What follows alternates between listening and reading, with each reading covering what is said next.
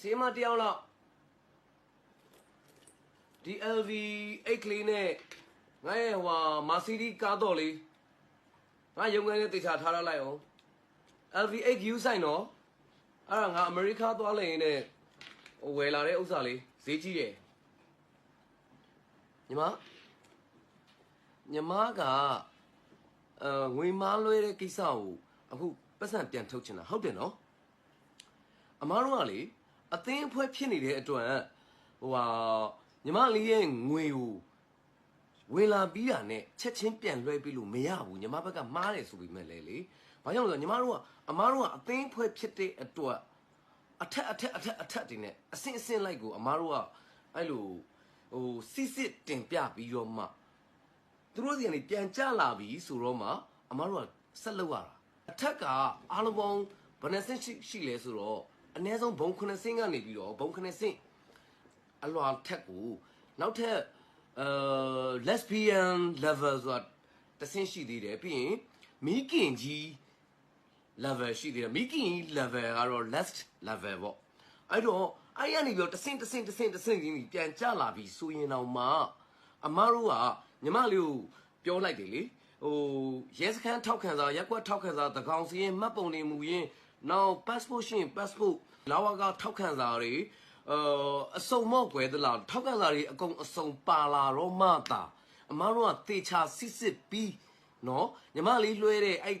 30ကျော်30နီးပါးငွေအမောင်းကိုအမားတို့ကလွှဲပေးဖို့စဉ်းစားရမှာမှားပြီးဝင်လာတဲ့ငွေအမောင်းဒီအမားတို့ကဘဏ်အကောင့်ထဲကိုဝင်လာပြီးဆိုတာနဲ့ဘယ်နေရာမှမသိဘူးကွယ်ဟိုဒီကိုအမြန်ဆုံးတနားကြီးအတွင်းလှူပစ်တာသိလားအဲ့တော့အမားတို့ကလုံးဝမြန်မာနိုင်ငံမှာအကြီးမားဆုံးပရိုက်တာအဖွဲ့ဖြစ်နေတဲ့အတွက်အလှူရတဲ့နေရာတွေကလည်းဘယ်နေရာမှမသိအောင်လှူရတာအမြေပြိုတာတွေငလင်လောက်တာတွေရေဘေးတွေပြီးလို့ရှိရင်လေဘေးတွေမှုန်တိုင်းဘေးတွေအဲ့ဒါတွေအကုန်လုံးအမားတို့ကလှူတာနောက်ဆုံးအမလေးအမြဲတမ်းဖျားမှာဆုတောင်းတယ်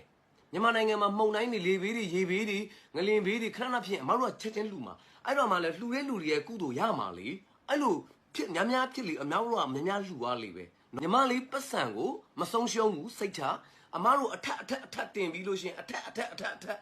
ကြပြီးတော့တေချာစစ်ပြီးရင်အမားတို့လွှဲမယ်ထောက်ထားဆုံးပါစေနော်စာရွက်စာတမ်းဆုံးပါစေအထောက်ထားဆုံးပါစေโอเคနော်ဟောလေကျမပတ်စံအောင်လေအဲ့လိုမှားလွှဲလိုက်မိတဲ့ဥစ္စာကိုကျမ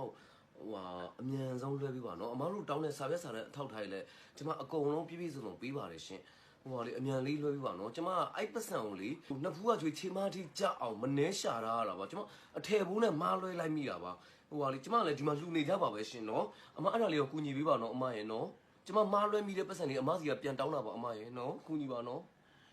social media အပေါ်မှာဟိုတင်ဒီတင်ဟိုပြောဒီပြောတွေမလုံးမိစေနဲ့နော်ညီမလေးအဲ့လိုလှုပ်လို့ရှိရင်ညီမလေးတင်လိုက်တဲ့ပြောလိုက်တဲ့အကြောင်းအရာတွေကိုညီမလေးကိုယ်တိုင်တောင်းဝန်ယူရမှာနော်တောင်းဝန်ယူမှုတောင်းဝန်ခံမှုဆိုတာညီမလေးစီမှာအရေးကြီးတယ်နော်တောင်းဝန်ယူမှုတောင်းဝန်ခံမှုကညီမလေးအတွက်အရေးကြီးတယ်နော်โอเคနော်